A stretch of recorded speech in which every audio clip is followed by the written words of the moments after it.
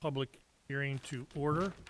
My name is Mark Fry. I'm the president of City Council, and the reason we're here this evening is to discuss the possibility of implementing a TIF, or tax increment financing district, in the downtown area and up and along going east on Monroe Street. As you all know, we had some work done probably 3 years ago where we had a large study done on what we could do demographically and what our Sylvania City would support in regards to incremental businesses in the downtown footprint.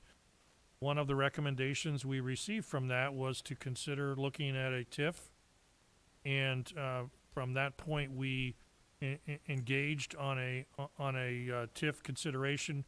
The city retained Glenn Grisdale from Reveille. Their firm is located in Bowling Green for expertise in that area. And we've been working on this for some months now, probably the last 15 months or so.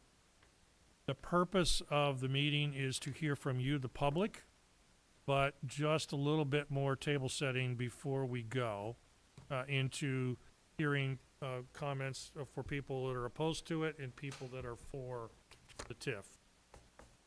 The TIF does not change your property taxes at all.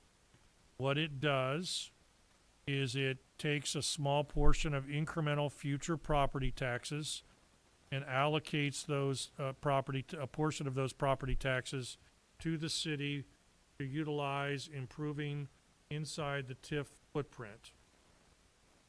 That's all it does.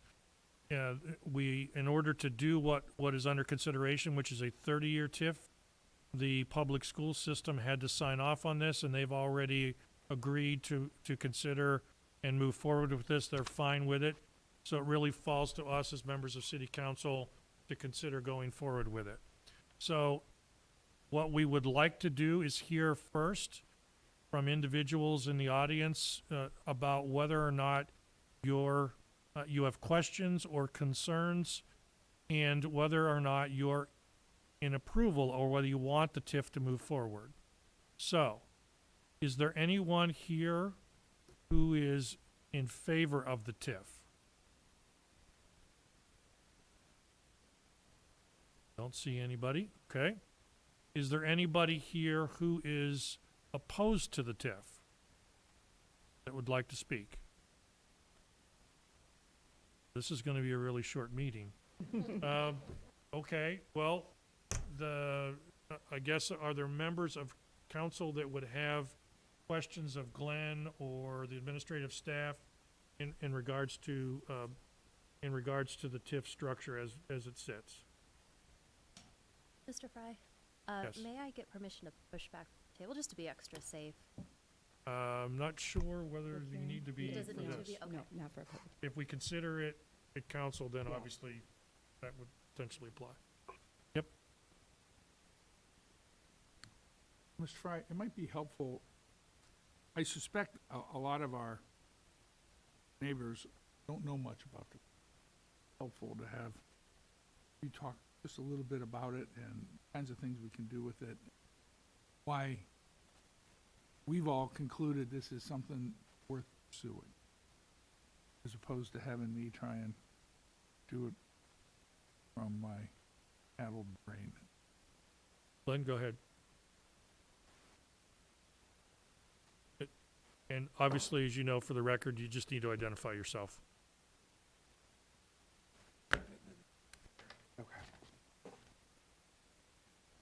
All right, Glenn Grisdale with Reveille. We're located in Bowling Green, Ohio, 130 South Main Street, Bowling Green. So for those of you in the audience, members of council, the city of Sylvania went down the path we started about a year ago to do a TIF, and it was emboldened by the fact that they had a master plan that was produced for the downtown that looked at a variety of different things that would be important to have in the downtown. And one of the things that it helps with is to help the public improvements. So all the public realm space, streets, water, sewer, anything in this target area can be used to be improved by the public dollars that come in from the increased valuation. There's about 30 businesses or so that need ADA improvements. It would also help with replacing the deteriorated infrastructure, the water and sewer, like I had said. And over the past several years, they've allocated about $2 million in the downtown footprint.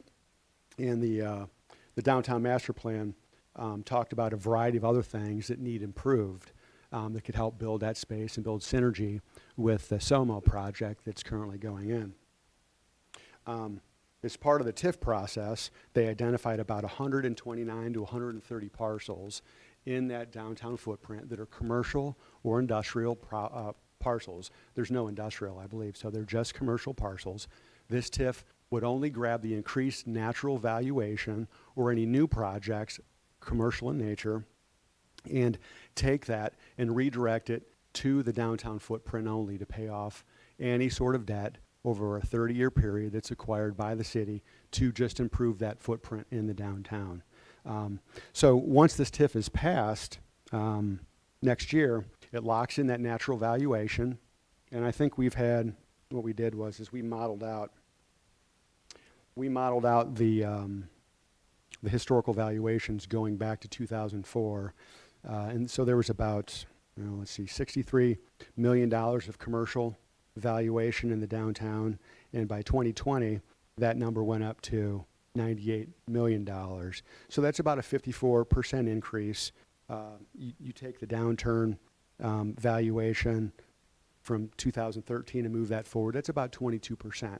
So what we did was is we modeled out an increase of about 20% over a 30-year period, and it looks like that would raise generally or capture about $13 million. Now that doesn't include any new developments that would come on in, like the SOMO project or any sort of other redevelopment or new development that would happen. It's just natural increase. And so that's about $13 million. This is a 75% valuation with the school district. So the schools are held harmless. They will continue to receive the valuation, an increased valuation normally over the certain time period. We worked with the schools. On the 17th, they passed a resolution to support this because they're basically held harmless over the duration of the period. And let's see here. During the comprehensive plan or the master plan, the city worked with a lot of downtown property owners. They talked about the things that were valuable to them in the public realm space, and all those things are under consideration. So at the back of this ordinance here, it talks about the things that can be improved, water, sewer, any sort of public facility that benefits the downtown, leading on down to like benches, walking trails, sidewalks, things like that. Glenn, appreciate it. Yeah, absolutely. Are there any questions from you? Yes, sir. Sir? Oh. Because this is public hearing, so unfortunately you have to come up Yeah. and identify yourself. Oh. My Oh, apologies. we Yeah. know who you are, Kevin, but come on.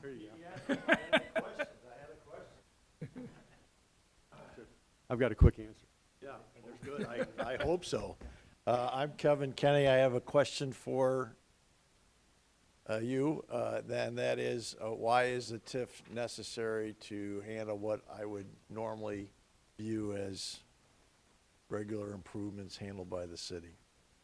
So it's an eligible activity, but the city wouldn't do that. They've got their own water and sewer program, I'm sure, but here's a long list of things. So it's an eligible item, but it's not one of the items that they're looking at doing. They're looking at doing a lot of public realm space down the main street, and then also down, Monroe Street, going all the way to the interchange. No. Again, No. why is a TIF necessary to do any of that public realm? Well, because the public realm space is important for the downtown. It was identified in the master plan, and I would assume that rather than have the tax dollars that are generated in that downtown footprint go and get scattered around the entire city, it would make sense to allocate them to the target area to directly benefit that public realm space. Yeah, actually, Yeah. Kevin, the thought here is that we will create a pool of resources that we can target directly at our downtown business area. So we can justify spending more money downtown here to attract business and support our business activity in downtown. Opposed to, well, we have, obviously, and maintain we're a largely residential city. The constant demands to maintain our residential areas with water and sewer and streetlights, which we just did last week, which we're doing, all those sorts of things. This really gives us an opportunity to say, we're gonna spend some money, to benefit our downtown, not gonna impair anyway our ability to rest. So it's, my standpoint, I view it as, we're gonna increase property downtown. We are not gonna increase our property tax on our downtown businesses, but we're gonna recapture a part of real estate tax, best here, real property. That's the big picture. That's why we're trying. And any other questions or comments? Oh. Got it, sir?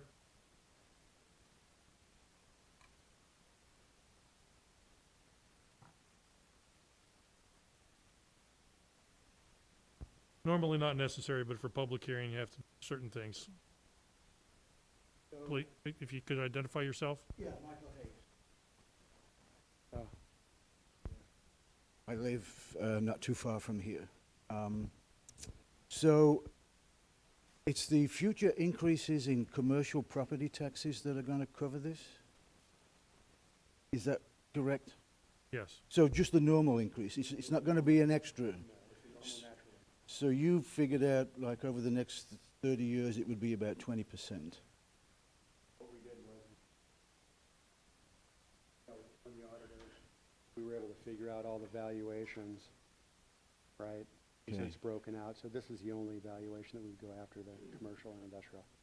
And it's about, it's a small portion, it's 14%, the total valuation, but you can see the natural increases over time. And so what we did was, is we conservatively said that over a certain period, which would be 30 years, it would increase about 20%. But since 13, it's gone up 20%. So it's a pretty conservative number. You may capture more. You're likely to not capture less, simply because over 30 years, we should at least go up that. So is it going to be in the form of a loan from somebody? No, it's just a natural increase. As the taxes normally, it's locked in. Valuation we have right now, those taxes locked in, normally pay increase of that natural value.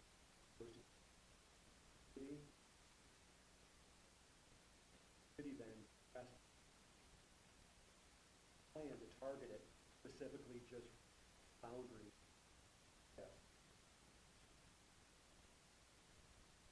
Yeah, I've got one. Okay, yeah, in that target. So, but some of the improvements that you want to do are going to be done way before the 30 years, so you're not going to get all that money up front. So where does that money come from? Sir, I'll address that if I could. So if, let's just say that you're right, the money is gonna flow in over time, and like all circumstances with the city, we make investments in the community on a broad basis, but the TIF allows us to, if I recall correctly, to recover those monies and utilize them for other purposes. So but the services and the things we're looking to do don't necessarily stop once we do, like, we're looking at a downtown improvement, which is great, but that's not the end. There's gonna be other things that need to be required. So we looked earlier this year in the same footprint at some significant sewer repairs, all sorts of things. We have older infrastructure based on the age of our community, so we're gonna continue to have things over time will occur that we need to get fixed or improve upon them, and that's the purpose of this. Okay, so maybe I'm just not understanding something. So we're gonna get improvements done up front. Let's say we have some improvements that we want to get done in like the next 3 years, and it's gonna cost several $1,000,000. We haven't got that money yet from the TIF. So where does that money, Well, the city's gonna cover that. I mean, the city has resources to pay for those things, okay, and then this recovers over time. all right. We also have a bonding. Well, we can bond if we want could to. always bond, Okay. borrow the money, That's what, and that's, the TIF income stream would support retiring. right. The other thing, and I don't wanna be misleading here. You're familiar with the recent work we did, looking at our downtown development. Yes, We look at those demographics. Those demographics suggest that economics of our immediate downtown area are going to be very attractive to people coming into the city, doing and building new and expanded building. Doing and in the process, increasing real estate values beyond the 20% talking about. This also allows us to recapture a piece of that increased economic value from the real estate sector.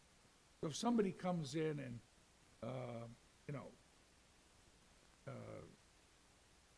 not that this is gonna happen, but somebody comes in and decides they wanna buy a three-funeral home, redevelop that into a multi-use, commercial, residential development, which would likely have a real estate tax valuation multiple of what Reeve is today, we would also get the benefit of that.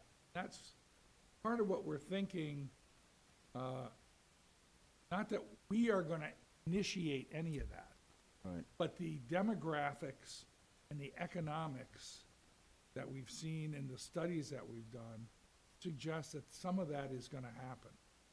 And, so we wanna be able to benefit. So we have projected some natural growth, but we're also anticipating, some additional growth that isn't even taken into account. So you're leveraging future increases in commercial taxes to get benefits up front. So there's no increase to the commercial tax base. There's no increase to the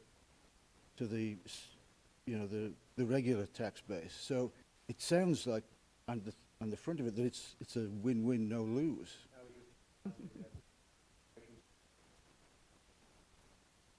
So are there any things that could go wrong with this?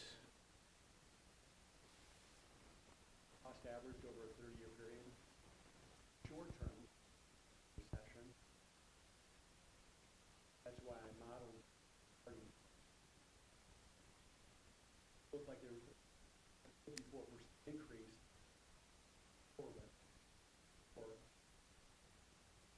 property valuation Right. started to right side. Why I took it.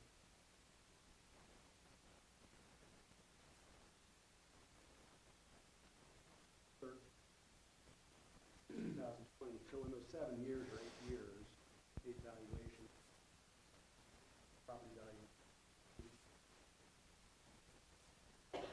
So I modeled this over 20 years. Likely to come in just the natural indexes in that area. After Okay. The All right. risk would be if we were improvidently bonding projects that then couldn't generate income from To the pay that TIF. off. This is so, this is a pretty conservative group up here. And I think we will be very cautious and been very cautious about our bonding. We've been very cautious about how we manage our money. We have, we have a rainy day fund that, places. We're financially sound, strong as a community, so I think those risks are small. If we were to bond the work and didn't see the growth we're talking about, we could certainly fund that bond retirement for a period of time anyway while we waited for the economy to recover. So, and what we would expect, that's not what we would expect to happen anyway. Right, But, I mean, we have that capability. okay.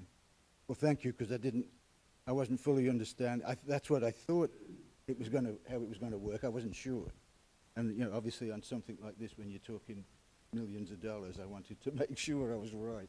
All right, so thank you. Thank you very much. Deb, did you have a question or comment?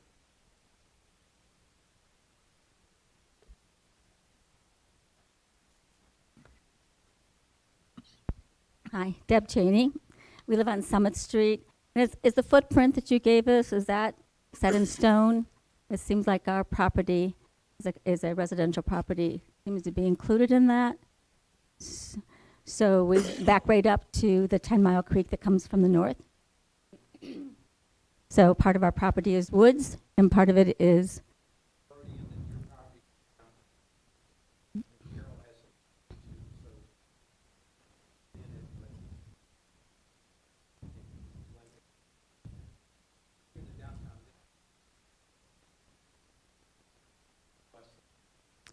right. So are we safe?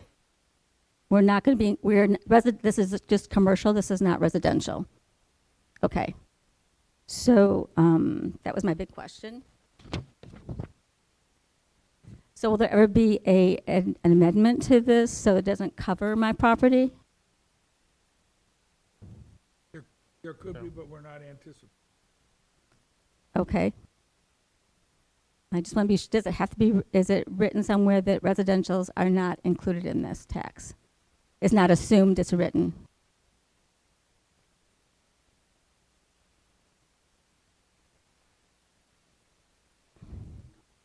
Okay, does that include like duplexes?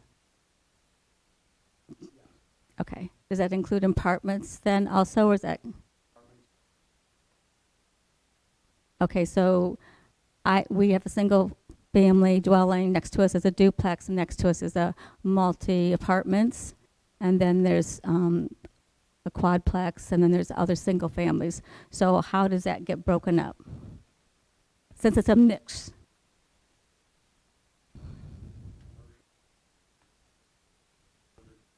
Okay.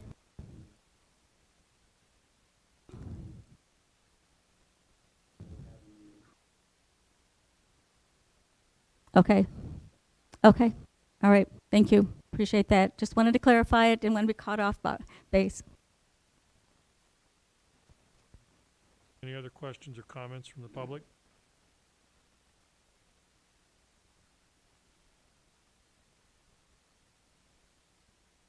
Well, members of council, what's your thank you very much for the comments and Glenn for the help and explanation. Would you like to consider this more? Would you have legislation prepared for consideration at council this evening? What's your thought process? advancing this Mr. to Fry, council? I first of all wanted to make a quick comment thanking our citizen guests here for their comments. We've been talking about this for a very long time, and it is a difficult concept to grasp. So especially Mr. Hayes, I think your questions and your time spent asking us questions are helpful for the group. And certainly I feel really, for quite some time, we felt like this was the right direction to go for our community to accomplish the goals that we have with our plans. And I don't hear any strong objections tonight that would cause me to rethink that. So I don't speak for all of council members, but I certainly feel comfortable to move forward. I agree with Mrs. Westfall. I think it's a very positive outcome. We heard a lot of good questions tonight, but not hear any negative concerns. Great, then, when council starts, I'll obviously add that to the agenda along with the report from our public hearing. With that, do I need a motion on that, Leslie, to close? It's 7:25, and we'll call the public hearing adjourned. Thank you very much for everybody for coming.